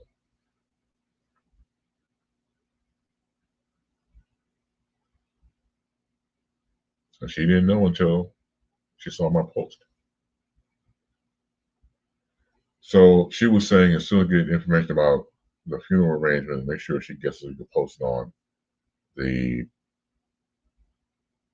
Whitney Young reunion site, not reunion, but alumni site.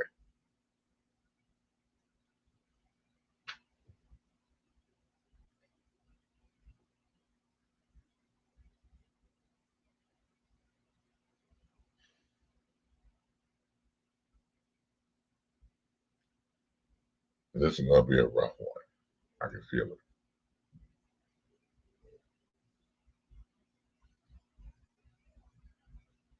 I can feel it. Again, hasn't hit me yet, but it's gonna hit.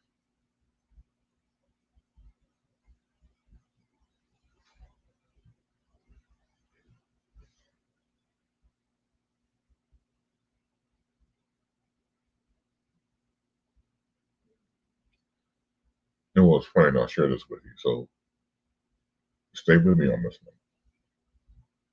So there was a remake of what we call Going in Style. So the remake was done with Morgan Freeman. Who was in that movie? Morgan Freeman, Kevin Kline, Alan Arkin.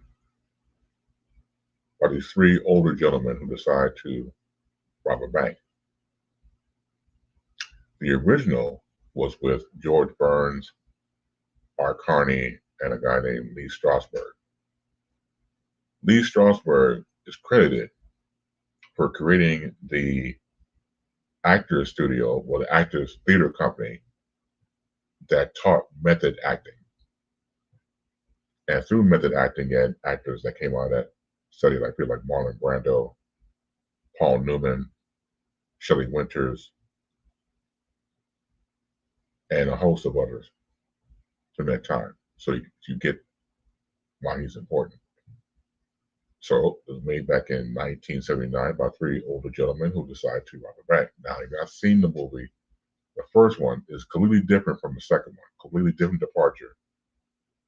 The original concept is to rob the bank, so that's the concept.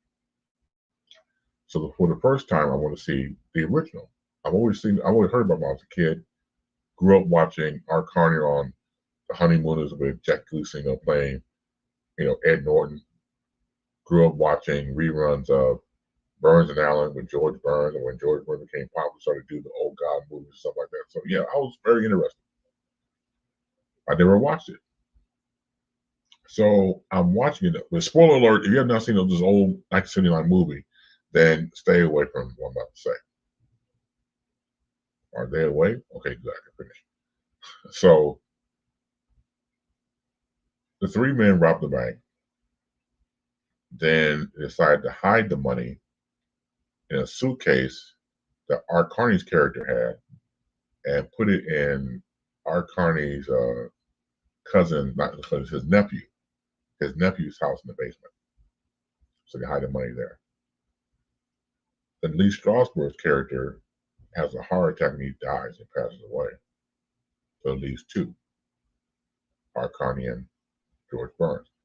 They decide to go to Las Vegas for the first time in their lives, kind of get away from everything in New York. So we go there, go to crap tables, and George is betting on these bets, and Art Carney is, rolling the dice. He's rolling the bones. He has his points, and he's passing. He got all these passes. He's hitting all these numbers. The point is 4, and he makes the. He was on a roll. So the heist prior to that at the bank was total, say, $180,000 and something like that. Then when they did the, earn the money by rolling bones at the crap table in Las Vegas, that was about $107,000. So they had all this money. So to get back to New York, they fly back to New York. They said, "Tell you what, in the morning, take this back to your nephew's place and hide it there as well, with the other $180,000." So they go to sleep, wake up. It's George Burns. Art Carney's character passes away. So I said, I'm going to die tonight. Now stick with me. I told you from day one that God speaks to me through media. And I thought I was going to die that night. I was concerned. I know it's not my call, but I thought I had more work to do here on earth. But let your will be done. And once again, God always, since I was a child, speaks to me through media. So I thought that was it. I thought that was it. I'm checking out. Then I get the call, not the call. I wake up the next day, thank God. That's what I heard about Fletcher. And I reconnected the whole thing. Since God spoke to me through media, that wasn't me dying. That was Fletcher dying. To me, when I look back, that's just my mind operating. So I knew somebody was going to pass away. I didn't know it was not going to be me because I thought it was going to be me. Then to hear about Fletcher passed away the next morning, it gave me chills. I'll go one step further with this. It used to be the three of us. I told you about Cleotho, Fletcher, and myself. Cleotho had passed away years prior. And then Fletcher. And out of the trio, I'm the only one left. It is very disheartening.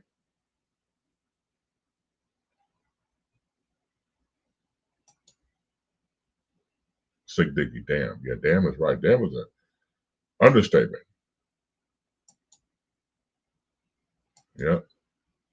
What about this photo real part? You got that right.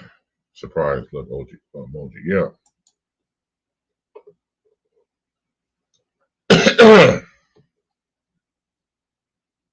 Yeah, that gave me chills.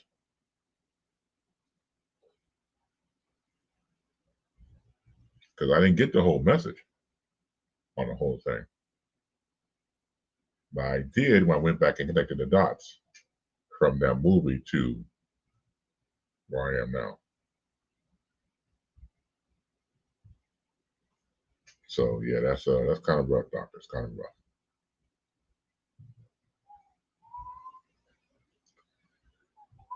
So the only thing you do is incorporate what you know, continue to be the best human being you can, to take that with you. And again, as Dr. King once said in the speech, keep moving forward. So it's not easy. It's not easy for us as human beings, but we do what we can. We are who we are. Remember that. We are who we are. Remember that. We are who we are.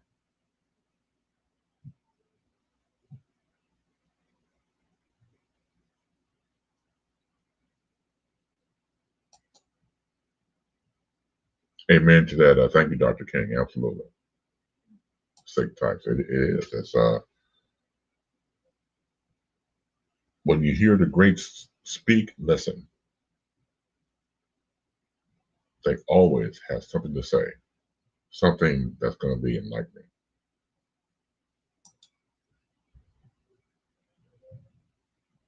Diane, such a great reflection. Oh, well, thank you, Diane. Yeah, it's a hell of a reflection because, again, you didn't see it coming, but that was an interesting omen on the whole thing. He told me nothing. I knew I was going to check out. It's very frightening. It's very frightful to me at the time. I haven't felt that since. Really, I haven't felt that since June of 2015. Really don't remember because that was my heart surgery. It was the same year Vic passed away. Vic passed away that February. I had the heart surgery that June. And I prayed to God that please don't let me die on the operating table. I said, I don't think my kids could take that. No, I can't take it, and I'll be checking out of here. I couldn't take it. So again, I just said I believe I got more work to do. I know what the work is, But if you allow me to keep walking the earth, I'll find out. I'll put in work. And with God's blessing, I'm still here. I haven't put that way since in 10 years until that Monday night. Same thing all over again. I said, I'm not ready. I mean, some people are, don't be wrong, some people are ready to go. That's them though. Whatever they've done to make peace, they're ready to go. That's them. I give them all the credit in the world. Me, on the other hand, I don't know. Right, what Martin Lawrence said in one of the Bad Boy movies. Mike, talking to Will Smith, got more time in back of us than in front of us. That stuck with me. That line in particular, I was like, damn, that fucked with me for a while. And it still does, but it gives me chills to think about it. And he was right, and the writer was right. Whoever wrote that part. 58 right now. And that's my age. Man, that's a long time. And I hope we're blessed to have see some more days. But be thankful for the time we have.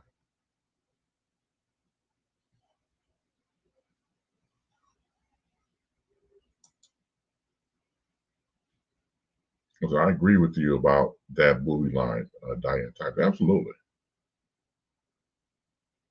Absolutely. Okay. Right, reflection, right, get that. Sick types of wild. I was talking about. Yeah. It makes, I wouldn't say make life easier, but I think it makes it somewhat more comprehensible to what life is. It goes back to the scene from City Slickers with with Billy Crystal and Jack Palance. I'm paraphrasing the scene when he says, Jack Palance, like, this right here, whatever this is, you gotta find a meaning of what this is, and everything else behind it don't mean shit. And so to me, what this means to me is happiness. This right here. This right here is happiness. Everything else behind it don't mean shit. If I can be happy with my family, with my friends, my grandbabies, my mother, my sister. Well, I don't need the brother-in-law. I don't have to about the brother-in-law. My nephew and niece.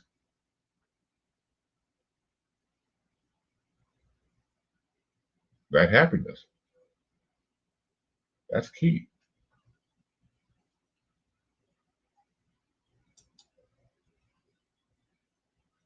One of my favorite movies is How Stella Got Her Groove Back. The eulogy part hits me differently after so much loss. Right. You know why? Because you're older now. You have more experience. Your brain, you have changed. You keep evolving. So when you see a movie, say you haven't seen in 10 years, it's going to hit differently. It's going to feel different. Because why? Because you're different. You're not the same person you was 10 years ago. Hopefully you're not. Hopefully you allow yourself to evolve and get better. Or at least become consistent in who you are and into who you are. Nobody types one thing. Yes, one thing.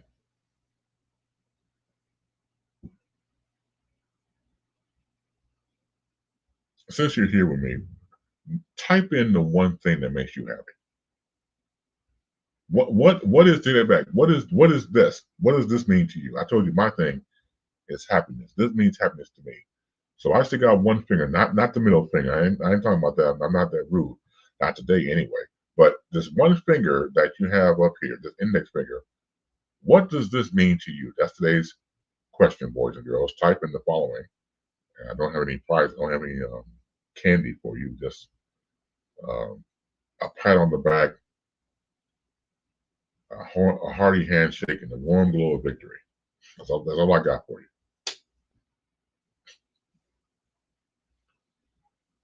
Let's see. Noe types my daughter. That's great. That's love. I like that. That's cool being.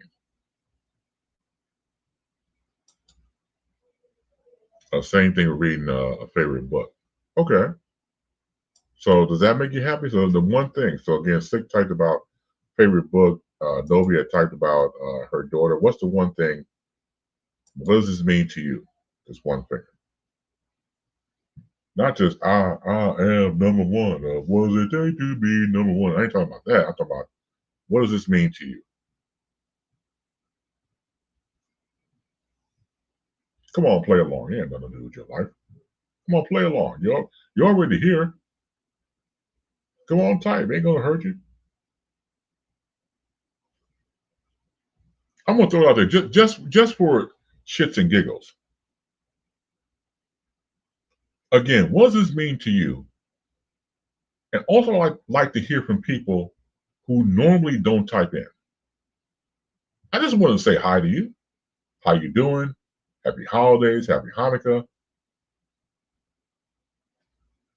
You know, happy Kwanzaa. Come on now. I mean, get out of your comfort zone for at least a couple of seconds. I'll never ask you to do it again. Not now, anyway, but at least maybe down the road, then another 4 or 5 years, something like that. But yeah, especially people who have never typed into the show before. Never. What's this one thing? What does this mean to you? No harm will come to you. The world won't split half in two. It's going to be all right. I promise you. Okay, Diane, it says traveling. That's great. And I told you before, Diane Hawkins is the godmother to my two girls. Fletcher was the godfather to the two girls, but I had to let him go because I think he just loved the fact about being a godfather, not what the godfather actually means. I said, dude, you know what this is? This is not Marlon Brando here. You're not putting cotton balls in your mouth.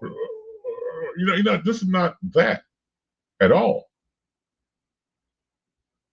You got to come by, get familiar with the girls. Buy them some gifts here and there.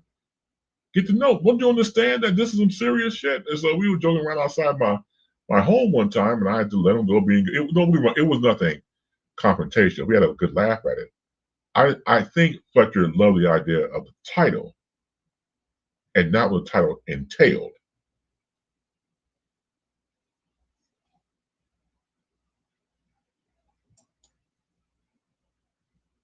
What do you say? Chris doesn't bite. Unless you want me to. Depends on what I'm biting. And depends on I got a female. Man, I'm not gonna bite no male. No. Ah! Ah!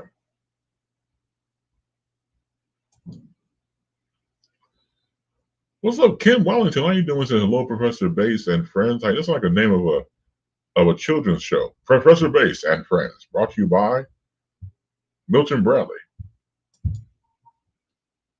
Ooh wee. Professor Bass and friends. Hi, boys and girls.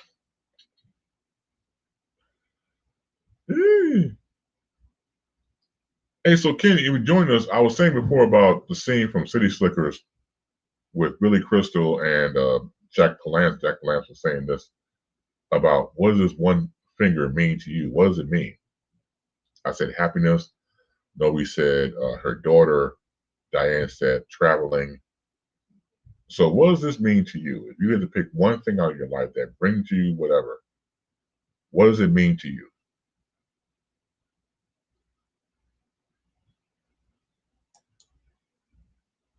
Six Types of a good song. That's cool. That's so cool. Man, I was sitting here thinking, oh man, what I haven't had in a long time. So here in Chicago, we have what they call Maxwell Street. So Maxwell Street has been known through the centuries for their delicacy when it comes to their hot dogs, Polish sausages, cheese burgers, pork chop sandwiches. Oh my God! So when I was a kid growing up, my dad would take me to Maxwell Street. He would get a couple of Polishes, and I would get a couple of hot dogs. I got a hot dog. I got older. I got a couple of shit. But I got older. I used to knock down 3 of them. That's the reason why I'm fucked up now. So you get it. It's very simple. You get the hot dog. It's usually a Vienna beef brand hot dog. Been boiling in the pool for a long time. They get the hot dog, put on the bun. Bun's been steamed. A bed, and I do repeat, a bed of. Hold on, I'm sorry, I'm gonna take that back. Hot dog, steamed bun, mustard, then the bed of grilled onions. Ain't nothing like it. Ain't nothing like it. You will pass out immediately. It's the original itis. Now, I'm not a Polish sausage guy. I'm just not. I'm a hot dog guy. So my dad would eat the Polish sausages, and I would eat the hot dogs. Oh my God! Hey, that you hurt yourself. If you ain't careful. So yeah, get that steamed bun, Vienna beef hot dog, mustard, a bed of onions, grilled onions. That's it. That's all you need.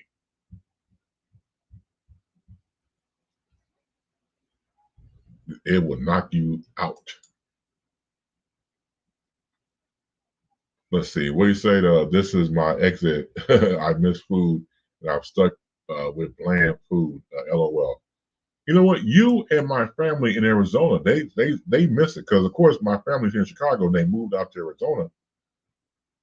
I remember one time, Mattia and her husband Edward were here, my son-in-law, and they asked could they have some Harold's chicken. So I got Harold's chicken for them. I was surprised when they got here, and they went through that. Had a mild sauce. I had a pan of Harold's chicken. I had a pan of fries and the mild sauce and the containers and everything else. And squeezed bottle containers. Oh, and they went to work. They went to work, and not I wouldn't call it chagrin. I just call it kind of strange because Vicky and I were alive. You know, we grew up on Harold. She lived in Hyde Park, which was a neighborhood here in Chicago. I stayed in the South Shore, and which wasn't that far from. You know, I got on the bus is like I don't know half hour away on the bus, and so we would go by Harold's in Hyde Park. The original, I'm the one that's there now, but the original one, oh my God, that was lights out. And so obviously the children grew up on Harold's too. But unbeknownst to us, they want to get their chicken fried hard. Now I don't know about you, I can't take eating no hard fried chicken. It tastes like mild sauce with rocks on it. I couldn't do it. But that's the thing. That's the thing. I know it was a thing until I got older. I like my fried chicken fried soft. That's me. I've always liked it that way. So my daughters would get it fried hard. They get like say 6 wings fried hard. Oh, blasphemy! A pox on you and all your ancestors. I mean, how dare you get wings fried hard? So they told me the analysis of it. When you get it fried hard and get everything on, especially the mild sauce, it seeps into the chicken where it's not as hard as you think it would be upon eating it.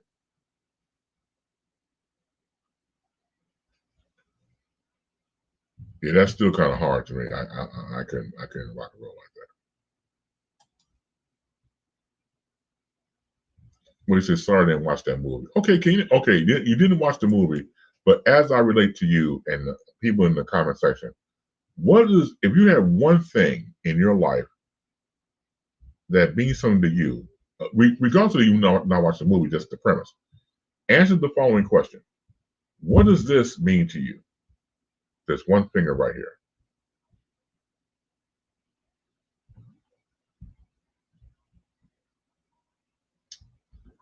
Let's see, back to the comment section.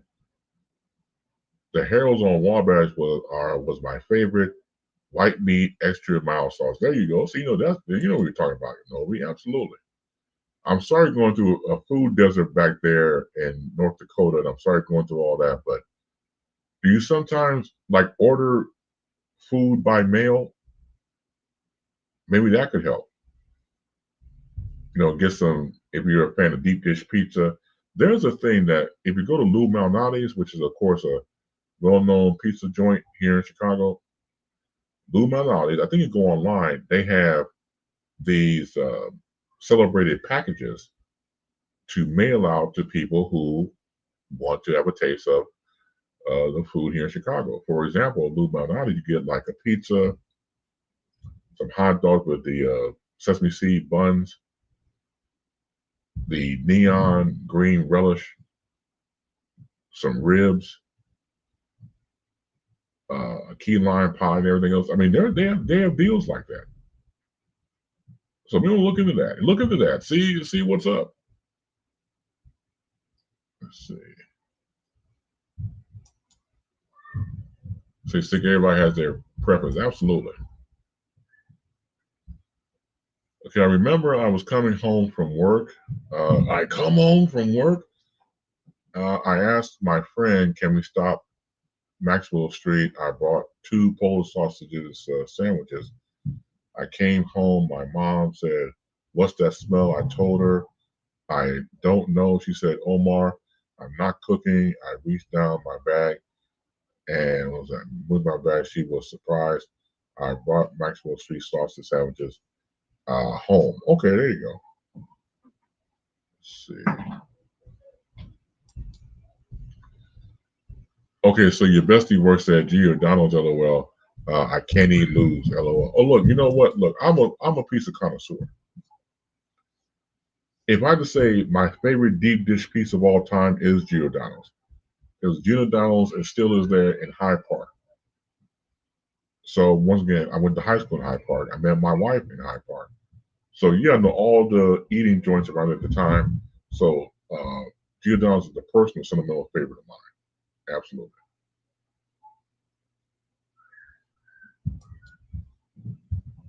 Over here, Georgia, we don't have Harold's Chicken here, but we have Sharks instead. Okay, there you go. As long as you find a good joint for food.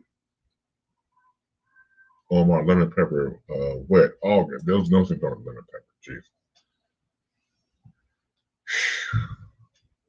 Again, blasphemy. Lemon pepper on everything. I kid you not. So this is going into the 2000s. So Omar mentioned about the shark. There was a shark near our house in South Shore. I'm in line trying to get some wings or whatever. And so everybody in front of me, let me get lemon pepper on there, boss. Lemon pepper my ass. I don't want lemon pepper. In fact, I tried lemon pepper once and it made my bowel lip swell up. I'm like, I don't need it more big. I don't need that. So no. And just do it out of habit. I remember again, I went to the place, ordered my 10 wings, fried salt, black pepper, and hot sauce is all I want on it. And the guy said, "Chief, don't stop. Just out of habit, he was about to put on the lemon pepper. Just out of habit. Now, come on, doctor. But out of habit, he did that. So, man, yeah, there you go.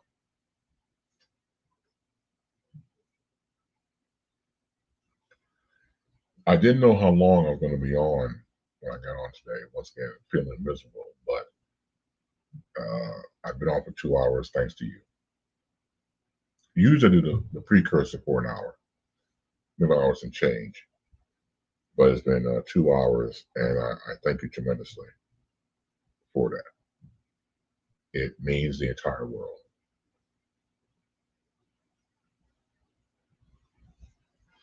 Again, thank you all for taking time out to be with me. Thank you for the kind words and condolences. Thank you, Novi, for calling in and saying what you said. Makes me feel good. Once again, I just wish everybody heard it, but hey, what can I do? I'll check it out and see what's the problem was. But thank you, everybody, for everything. If I haven't told you I love you more, I'm telling you now. I love you more. Continue to be safe. Continue to be sound. Oh, real quick, the promo for Friday. So real quick. So Friday, of course, we do baseline. That's at 5 p.m. Eastern, 4 p.m. Central, 2 p.m. Pacific time. So make sure you come back for that. I deeply appreciate it.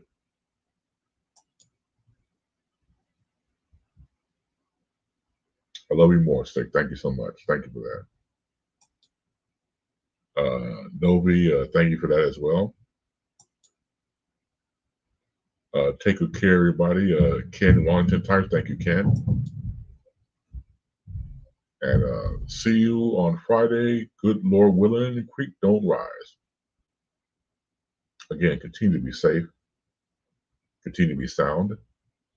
Continue to be healthy. And most importantly, above anything else, continue to be loved. Long live the peace. Long live the funk. More power to you. And as always, imparting with all of you, always, always keep your head up.